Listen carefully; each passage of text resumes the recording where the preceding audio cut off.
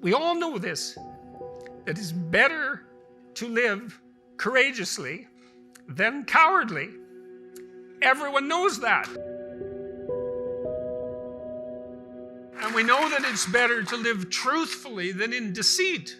And you can tell that too, because that's also what you tell people that you love. And we know that you should pick up your damn responsibility and move forward. Everyone knows that. It's part of our intrinsic moral nature. And that nature is there.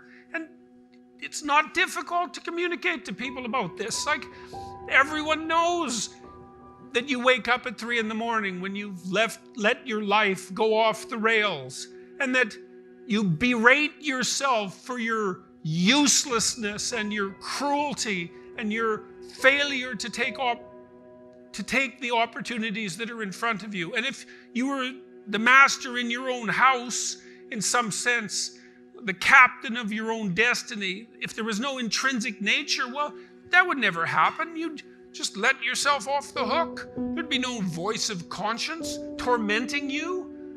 But no one escapes from that. And what that indicates, to me, is that, at least psychologically, we live in a universe that's characterized by a moral dimension, and we understand that well, and that moral failings have consequences, and that they're not trivial. They destroy you. They destroy your family. They destroy your community.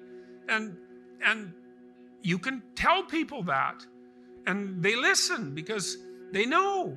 They don't know they know. That's the thing, and maybe that's the thing about being an intellectual. You have the opportunity to articulate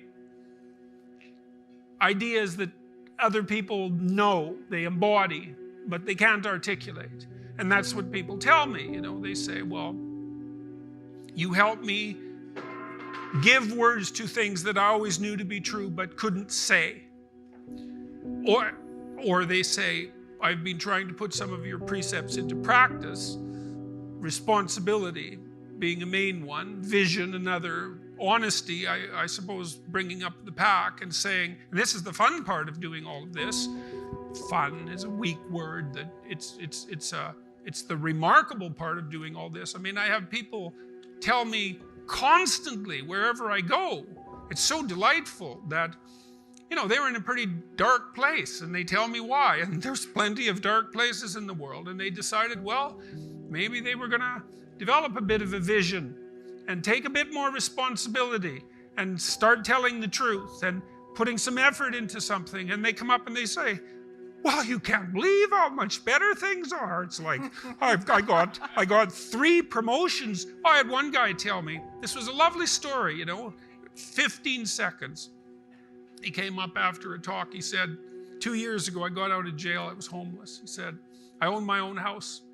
I have a 6-figure income. I got married and I have a daughter. Thank you.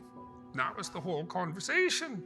It's like he decided he was going to put his life together. And and so you can look at that pessimism that constitutes, let's say, the core of what, well, I think it's the core religious message, really, is the tragic nature of the world, the reality of suffering. It's part of the core religious message. But what emerges out of that, properly conceptualized, is a remarkable appreciation for what human beings are capable of. Like, we are unbelievably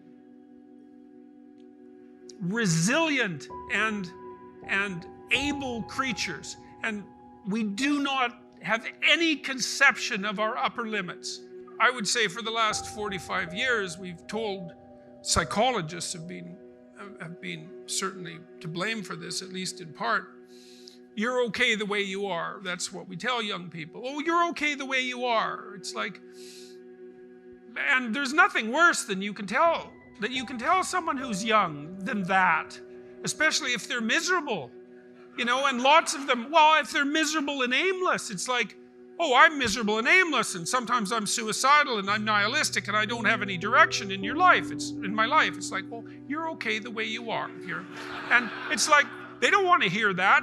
They want to hear, look, you're and you know this, you're useless.